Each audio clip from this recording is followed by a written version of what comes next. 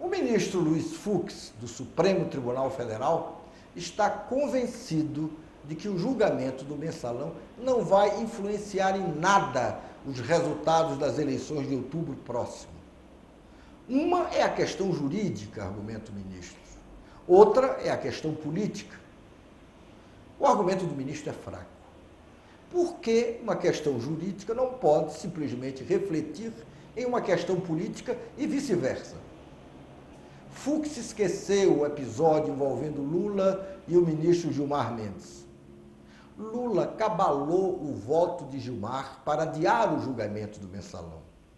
Disse que o julgamento pesaria muito no resultado das eleições e que isso não seria justo. Bem, o Lula podia estar errado, assim como o ministro Fux pode estar certo, mas só há uma maneira de se tirar isso a limpo. Se a opinião dos eleitores for pesquisada. Nenhum instituto de pesquisa ainda o fez. Ainda dá tempo e o Instituto Datafolha se prepara para isso. As eleições deste ano estão abalando alguns antigos e aparentemente sólidos paradigmas. Um deles, candidato com pouco tempo de propaganda eleitoral no rádio e na televisão, dificilmente se elege.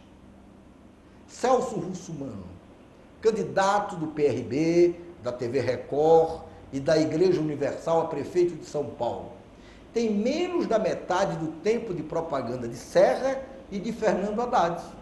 E, no entanto, Russomano lidera as pesquisas de intenção de voto, e com muita folga.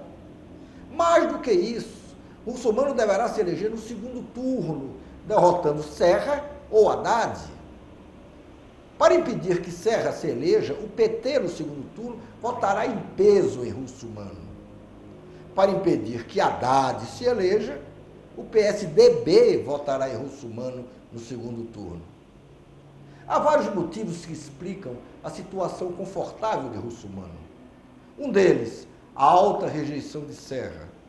Outro, a artificialidade da candidatura de Fernando Haddad. Lula imaginou que poderia fazer com Haddad o que fez com Dilma. Errou.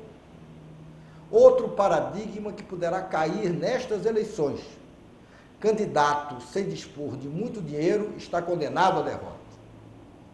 A quase totalidade do dinheiro gasto até agora na eleição para prefeito do Recife beneficiou Geraldo Júlio, candidato do PSB e do governador Eduardo Campos, e Humberto Costa, candidato do PT e do ex-presidente Lula. Geraldo Júlio ameaça se eleger no primeiro turno, mas Humberto, do PT, já caiu nas pesquisas para o terceiro lugar. Tem no Recife um fenômeno eleitoral que ameaça o candidato de Eduardo Campos. Esse fenômeno atende pelo nome de Daniel Coelho. É deputado estadual pelo PSDB. Foi do PV, Partido Verde. É muito jovem.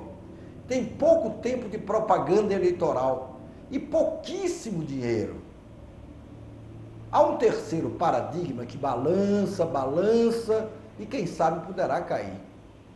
Pode ser resumido assim: sem um bom esquema de marketing político, nem o mais endinheirado dos candidatos consegue vencer. O esquema de marketing político de Russomano e de Daniel Coelho não é bom. No caso do esquema do Daniel, quase não existe. E aí? É a política, estúpido. O que ganha a eleição é a política.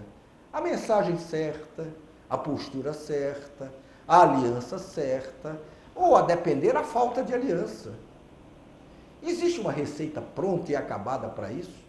Não existe. A política certa, vencedora, tem a ver com o candidato, com o comportamento dos seus adversários, com a mensagem que ele manda e com a conjuntura. Quase sempre é um mistério.